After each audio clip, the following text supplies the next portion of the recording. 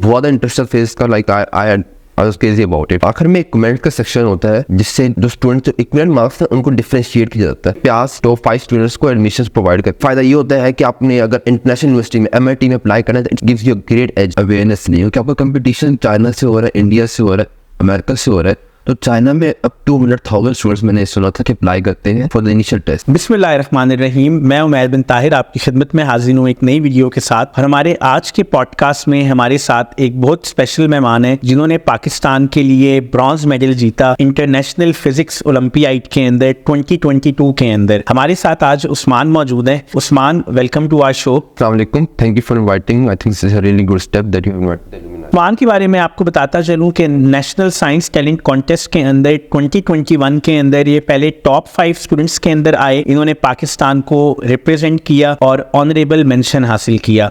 उसके बाद इनको 2022 के अंदर दोबारा पार्टिसिपेट करने का मौका प्रोवाइड किया गया और इन्होंने इवेंचुअली दोबारा टॉप 5 स्टूडेंट्स के अंदर क्वालिफाई किया और ना सिर्फ पाकिस्तान को रिप्रेजेंट किया बल्कि ब्रॉन्ज मेडल भी हासिल किया। इस वक्त उस्मान जो हैं वो सीक्स नस्ट के अंदर 4th सेमेस्टर के सॉफ्टवेयर इंजीनियरिंग के स्टूडेंट हैं और हम इनसे आज जानने की कोशिश करेंगे कि इनकी ये पूरे नेशनल साइंस टैलेंट कॉन्टेस्ट की जर्नी कैसी रही और ओवरऑल ये स्टूडेंट्स को क्या सजेशंस देंगे।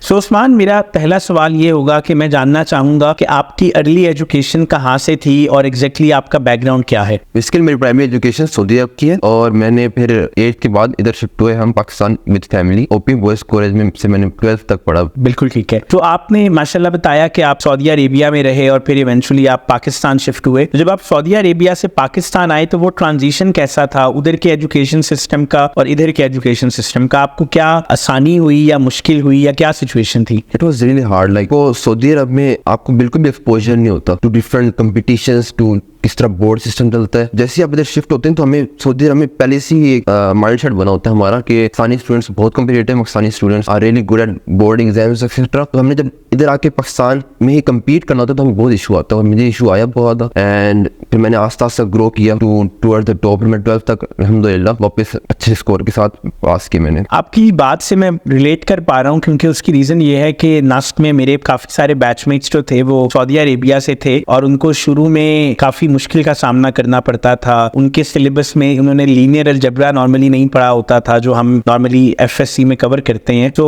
आई एम माशाल्लाह वेरी हैप्पी कि आपने उस सारी चीज़ को पॉजिटिवली लिया और आपने चीज़ों को इम्प्रूव करके आगे चले और आपने माशाल्लाह इवेंचुअली ना सिर्फ पढ़ाई में बल्कि पाकिस्तान को भी फर्दर रिप्रेजेंट किया। आपको पहली बार पता कैसे चला नेशनल साइंस टैलेंट कॉन्टेस्ट के बारे में? तो बेसिकली हमें ना ये होता था कि हमने ब्यास क्योंकि सऊदी अरब में आके हमें होता है कि हमने नस्ट ब्यास में एडमिशन लेना है। तो मेरी मदर को मेरे बड़े भाई थे उनके लिए उन्होंने ढूंढने के तरीके तो NSTC नजर आया उनको, NSTC में अप्लाई के करें। लेकिन उधर अगेन इशू ये था कि सऊदी अरब में रह के आप नहीं अप्लाई कर सकते। तो इसलिए मेरे भाई ने मुझे मेंटर किया। उसने कहा कि जब आप जाओगे पाकिस्तान तो आपने जरूर अप्लाई करना है। तो मेरा 5th ग्रेड से मुझे फेस में इंटरेस्ट था और मैंने एक गोल रखा हुआ था अपने दिमाग में कि मैंने पाकिस्तान को रिप्रेजेंट करना है।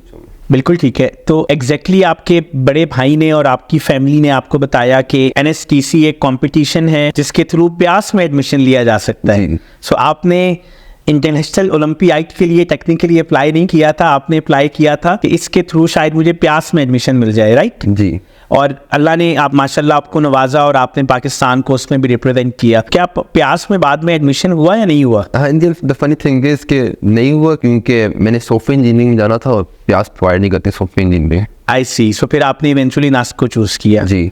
Okay, amazing. आपने किस क्लास के अंदर अप्लाई किया था नेशनल साइंस टैलेंट कॉन्टेस्ट के लिए? वैसे तो मैं P9 में करना चाहिए था लेकिन मुझे आइडिया ये उस टाइम पे कि P9 में भी कर सकते हैं। आई एम श्योर अगर मैं करता तो मैं क्वालिफाई कर जाता, लेकिन मैंने फिर 10th में अप्लाई किया, मैंने फिर फर्स्ट ईयर में किया। सही। और अपनी हर स्टेज के बारे में बताएंगे कि जब आपने 9th में अप्लाई किया तो क्या हुआ, फिर 10th में किया तो क्या हुआ? मेरा 9th का रिजल्ट आ चुका था तो फिर मैंने उसकी बेसिस पे ना 10th में अप्लाई किया। तो फिर मेरा स्क्रीनिंग टेस्ट हुआ अराउंड अप्रैल और मैंने फिर 2020 तो उधर जब स्क्रीन टेस्ट हो गया फिर उन्होंने बहुत अच्छी उनकी प्यास की टीम जो है उन्होंने कोऑपरेट किया। उन्होंने असाइनमेंट्स भेजते रहे मुझे जब तक ट्रेनिंग कैंप का टाइम नहीं आया। जब हमारी ब्रेक आई स्टैंड-अप्स के बाद तो हमारे फिर उन्होंने ट्रेनिंग कैंप किया 1 वीक का 50 स्टूडेंट्स का। बिल्कुल ठीक है। उस्मान, आपने तैयारी कैसे की थी टेस्ट की? तो मुझे बहुत इंटरेस्ट फेज का like I was crazy about it. तो मुझे 3rd ग्रेड से 5th ग्रेड से अपने भाई के साथ मैं जो भी पढ़ रहा होता वो 9th 10th में मैं उसके साथ लगा रहता था। और उस वक्त में जिसने यूनिवर्सिटी फिजिक्स बाय फ्रीमैन उसने दिखाई, इट वाज ओवरवेलमिंग श्योर, लेकिन द कॉन्सेप्ट जो आपको एक नया पर्सपेक्टिव मिलता है जो कि आपको नॉर्मल फेडरल बोर्ड वगैरह की बुक से नहीं मिल रहा होता। फॉर द एग्जाम आपको एक तो बुक से आपने जितना पढ़ा है दैट्स गुड, आप फर्स्ट ईयर की बुक को एक दफा गो थ्रू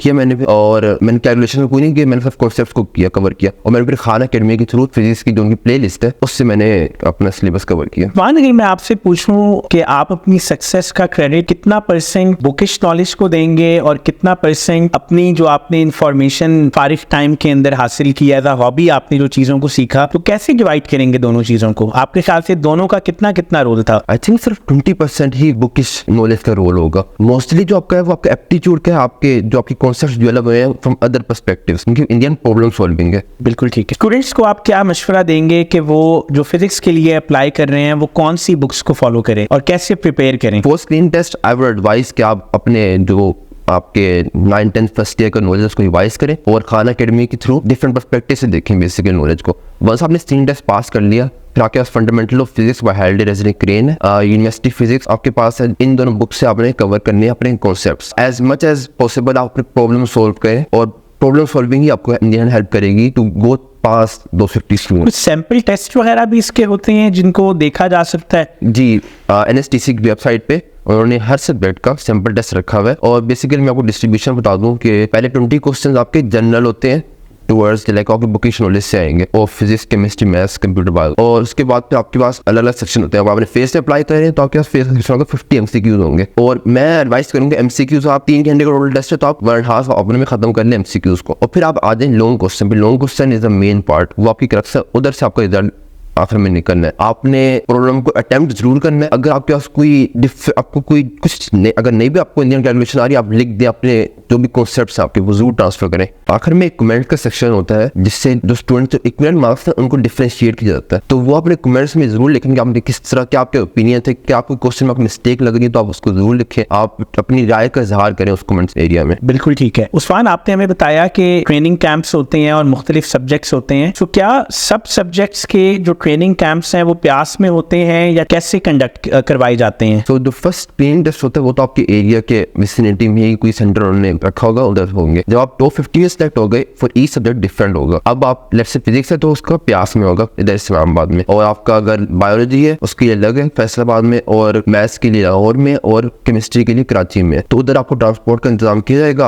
आप जाएंगे और वो ट्रेनिंग कैंप अटेंड करेंगे। लॉजिस्टिक्स वगैरह, हॉस्टल एकोमोडेशन सब कुछ आपको खुद पे करना पड़ता है? नहीं, बिल्कुल नहीं, वो सारी ही STEM और HTC के कोलैबोरेशन से आपको प्रोवाइड किया जाता है। फ्लाइट टिकट्स, एवरीथिंग सब कुछ कवर्ड होता है? जी। बच्चियां भी अप्लाई करती हैं? जी श्योर, ऑफ कोर्स गर्ल्स भी अप्लाई करती हैं, गर्ल्स आखिर में जाके सिलेक्ट भी होती हैं टॉप 5 स्टूडेंट्स में, और रिप्रेजेंट भी करती हैं पाकिस्तान को बायोलॉजी, केमिस्ट्री, फिजिक्स में भी। बिल्कुल ठीक है। इस टेस्ट के अंदर प्रैक्टिकल कितना मैटर करता है? थ्योरी और प्रैक्टिकल की डिवीजन कैसी है? क्योंकि आपको आइडिया होगा हमारे नॉर्मल स्कूल्स के अंदर प्रैक्टिकल लैब्स इतनी अच्छी नहीं होती। जी, तो आपकी जो फर्स्ट स्क्रीन टेस्ट होगा उसमें प्रैक्टिकल का कोई सेक्शन नहीं है। आखिर में जो ट्रेनिंग कैंप्स आपके होंगे उधर आपको प्रैक्टिकल एक्सपेरिमेंट्स के नॉलेज देंगे आपको, उधर जो एक्सपेक्टिव होम इंस्टीट्यूशन है। जो ओवरऑल ये प्रोसेस था, इसके दौरान आपको क्या सीखने को मिला? स्पेशली स्क्रीनिंग टेस्ट, उसके बाद इवेंचुअली ट्रेनिंग कैंप, और फिर ऑब्वियसली माशाल्लाह आपने पाकिस्तान को फर्दर भी रिप्रेजेंट किया।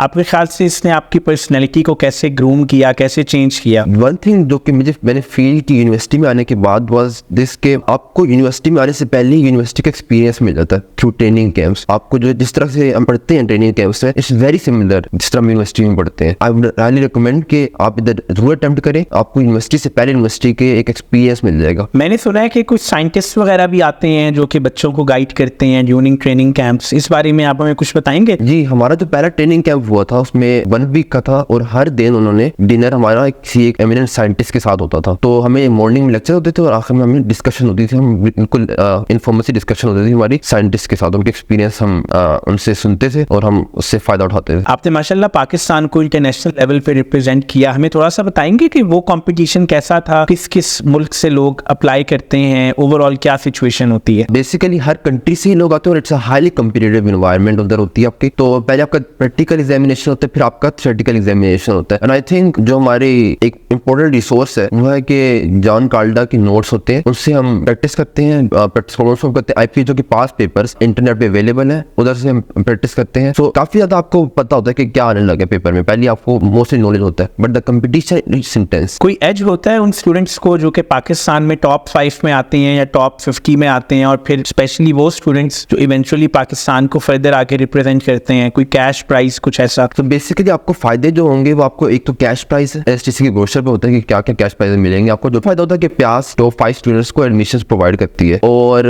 I think beyond all that आप मुल्क को रिप्रेजेंट कर रहे हो, and I think that's a great incentive कि आप जरूर जाओ अपने मुल्क के लिए, कि आप गोल्ड मेडल लेकर देना अपने मुल्क को। और फाइनली फायदा ये होता है कि आपने अगर इंटरनेशनल यूनिवर्सिटी में MIT में अप्लाई करना है तो it gives you a great edge कि आपकी सीवी में एक प्रोमिनेंट चीज होती है कि आपने इंटरनेशनल साइंस ओलंपियाड में अपने मुल्क को रिप्रेजेंट किया हुआ है। और जैसे हमारे पास इंटरनेशनल साइंस ओलंपियाड में जो बच्चे एलुमनाई है हमारे, अब बिलाल असमतुल्लाह हमारे साथ ही उन्होंने IPTO दिया, और वो भी मेरे साथ ब्रोंज मेडलिस्ट था, और उसका MIT में एडमिशन हुआ अभी। इस तरह ही मैथ्स ओलंपियाड में जिन्होंने रिप्रेजेंट किया था हमें, उनका हांगकांग यूनिवर्सिटी में एडमिशन हुआ। मेरे साथ एक 120 में फिजिक्स में थे हुमायूं असलम, उनका भी हांगकांग यूनिवर्सिटी में एडमिशन हुआ इसी के बेसिस पे। माशाल्लाह, दैट्स ग्रेट टू हियर। और प्यास में जो एडमिशन होता है उसमें बच्चों को कोई इंट्री टेस्ट वगैरह भी देना पड़ता है या without entry test direct admission मिल जाता है? उनको डायरेक्ट, जो आपके टॉप 5 में स्टार्ट हो गया, आपका डायरेक्ट एडमिशन प्यास में हो गया। उस्मान, आपने ब्रॉन्ज मेडल लिया और आपने बिलाल का बताया, माशाल्लाह उसने भी ब्रॉन्ज मेडल लिया है। क्या पाकिस्तान ने अभी तक गोल्ड मेडल भी किसी सब्जेक्ट में लिए? अनफॉर्चुनेटली अभी तक मैंने गोल्ड मेडल नहीं लिया, एंड आई थिंक उसकी रीजंस जो है वो नंबर 1 रीजन है कि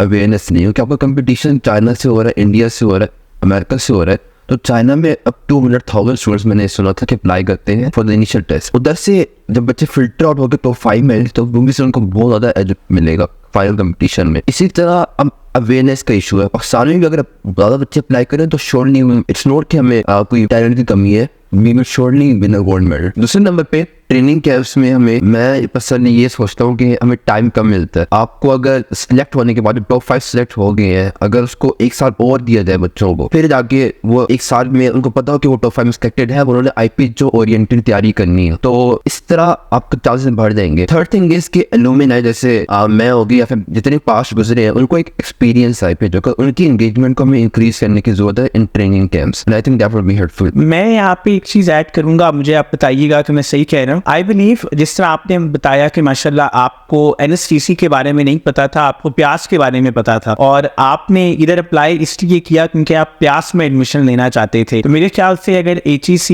कुछ ऐसा करे कि बच्चों को इंसेंटिवाइज किया जाए कि जो बच्चे इस टेस्ट में अच्छे मार्क्स लेंगे उनको बाकी यूनिवर्सिटीज भी ऑफर करेंगी एडमिशन, तो मेरे ख्याल से उससे भी शायद एंगेजमेंट बेहतर हो सकेगी। जी बिल्कुल, और मोस्टली स्टूडेंट्स प्यास का इतना पाकिस्तान में नहीं है कि इतनी पॉपुलैरिटी नहीं थी इंडस्ट्री वगैरह की यूनिवर्सिटीज की, अगर उनकी इंसेंटिव प्रोवाइड है, आई एम श्योर बहुत से बच्चे ज़्यादा अप्लाई करेंगे। उस्मान, मुझे ये भी बताएं कि इस पूरे प्रोसेस को आपने कहा कि सब चीज़ें जो हैं वो स्पॉन्सर्ड होती हैं बाय HEC और प्यास, क्या कोई और बॉडीज में भी इंडस्ट्रीज इन्वॉल्व हैं? As far as I am aware, technical industry नई इंसेंटिव को प्रोवाइड करती है स्टूडेंट्स को, एंड आई थिंक अगर इंसेंटिव प्रोवाइड करें in form of financial support या फिर in form of internship opportunities या networking opportunities, so I think that would be actually beneficial to students later on in their practical life. यानी कि अगर हमारी industries पिछन करें और कुछ फंडिंग की मद में और सपोर्ट की मद में, तो हम इस इनिशिएटिव को पाकिस्तान के हर कोने तक लेके जा सकते हैं। जी बिल्कुल। उस्मान, आखिर में आप क्या मैसेज देंगे यूनिवर्सिटी स्टूडेंट्स को और उन स्टूडेंट्स को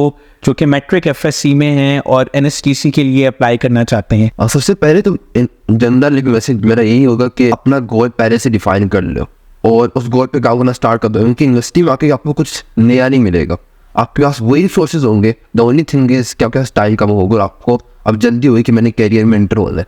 तो अगर आपका कोई भी ऐसा फील्ड है जहाँ जो आप अभी स्टार्ट कर सकते हैं जिसमें कैरियर, तो ज़रूर स्टार्ट करें। अगर आपने बाहर जाना है तो अभी से प्लानिंग स्टार्ट करें, उसके आपने MIT वगैरह एडमिशन लेना है, और आप NSTC हमारे पास अपॉर्चुनिटी आपको ऐसे प्रोवाइड करती है, तो इस तरह की अपॉर्चुनिटीज जोड़ने और उनमें आप कॉन्टैक्ट करें। लिंक्डइन पे, फेसबुक पे बच्चे मुझे कॉन्टैक्ट करते हैं और मैं उनको गाइड भी करता हूँ कि किस तरह उन्हें तैयारी करनी है थ्रू आउट ऑल स्टेजेस। और NSTC का पेज है, आप उसको जरूर ज्वाइन करें, फेसबुक पे, इंस्टाग्राम पे। थैंक यू उस्मान, आपने हमें अपना टाइम दिया, अपने पूरे प्रोसेस और एक्सपीरियंस के बारे में हमारे व्यूअर्स को बताया, और मुझे पूरी उम्मीद है कि इंशाल्लाह इस बार ज़्यादा बच्चे ना सिर्फ NSTC में अप्लाई करेंगे और पाकिस्तान के लिए गोल्ड मेडल भी ज़रूर जीतेंगे इंशाल्लाह।